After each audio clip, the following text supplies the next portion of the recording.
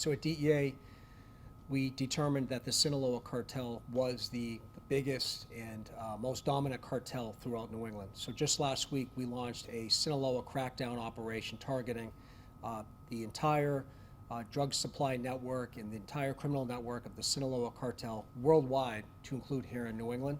Those results led to 171 arrests throughout New England, over 500 pounds of drugs, to include methamphetamine and cocaine and fentanyl. And so that led to significant seizures and arrests throughout New England. Of course, wait. The last update. How big is this cartel? So the Sinaloa Cartel is one of the most dominant cartels in the entire world. They are in every U.S. state. They're throughout New England, in over 40 countries around the world. And from my time here at DEA, what we learned is that the Sinaloa Cartel is the most dominant cartel throughout New England. They are supplying virtually all of the fentanyl that is leading to a lot of death and drug overdoses in New England. The Sinaloa Cartel is responsible for those drugs. So knowing that, we launched this worldwide operation within New England. Going after the Sinaloa Cartel meant going after the most dominant cartel in New England. So we seized over 500 pounds of drugs, to include fentanyl and methamphetamine, and arrested over 171 members of the Sinaloa Cartel. Where are they based? Because typically you think cartel, Yep. you think South America, Mexico. Sure. So there's been a drug transformation. There's plant-based drugs, cocaine, heroin, marijuana. There's been a transformation to drugs going towards synthetic drugs, which means they're man-made drugs made from chemicals. So virtually all of the chemicals that are coming from China work their way into Mexico, to the Sinaloa Cartel in Mexico, where they're mass producing fentanyl powder, counterfeit pills that look like legitimate pills, but they're actually laced with fentanyl, and methamphetamine. And those are the drugs making their way into New England. Of the 171, how many were based here? Sure. Or were they transient, or? Yeah, so at DEA, we go after drug trafficking organizations. We're not going after low-level retail distributors or users. We're going after high-level drug traffickers. So these people were members of this cartel that were responsible for selling and distributing this fentanyl throughout the United States and New England. Going after the money launderers, going after the drug, social media component is really important. Yeah, so the Sinaloa Cartel, they are on social media. They are advertising and marketing fentanyl, these counterfeit pills containing fentanyl. They're always online, particularly targeting young people. And as our students, our young people are going back to school, it's really important to know that these fentanyl pills are online. Now we're seeing these fake pills that look like actual Adderall pills. I've been working at DEA for 20 years. I cannot tell the difference between a counterfeit M30, a counterfeit Adderall pill. I cannot tell the difference between a pharmaceutical grade pill and one that's made by the cartel. They're on social media, they're advertising, they're marketing these pills, these counterfeit pills, to young people that have no idea what they're taking. They're communicating on encrypted apps on their phone. They're paying for these drugs on their phone, and they're actually coordinating the delivery of those drugs from their phone. So young people are using their phones to purchase, to communicate, to pay for it, and to actually get delivery right to their front door of these pills that are supplied by the Sinaloa Cartel. We've heard about the M30, these fake pills that contain fentanyl. It takes only 2 milligrams to kill somebody. We know at DEA that 5 out of every 10 pills that we seize have more than 2 milligrams, which will kill somebody. In this operation, we seized tens of thousands of fake pills throughout New England. That's a lot of lives saved. And what we're seeing now is Adderall pills. The cartels are making fake Adderall pills that look exactly like a pharmaceutical grade Adderall pill, but they're making it in Mexico. We seized them during this operation, and kids that are going back to school may be looking for an Adderall to help them study, and so they may turn online to purchase these pills, and what they're getting are fake Adderall pills that look exactly like a legitimate Adderall pill. I've been doing this job for 20 years. I can't tell the difference. A DEA chemist visually cannot tell the difference between a real one and a fake one.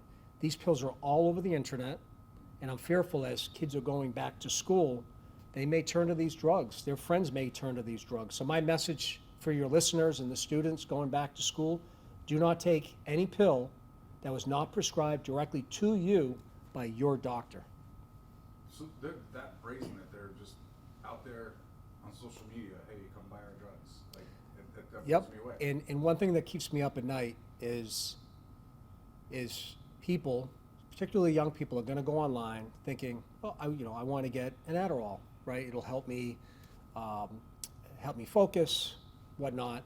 And they turn online, or they turn to a friend that went online, and they got a fake pill because it looks exactly the same. And the cartels and other criminal individuals that are on the internet, they're not saying these are fentanyl pills or methamphetamine-laced pills. They're saying, hey, if you need an Adderall, it's going to help you stay up, it's going to help you focus.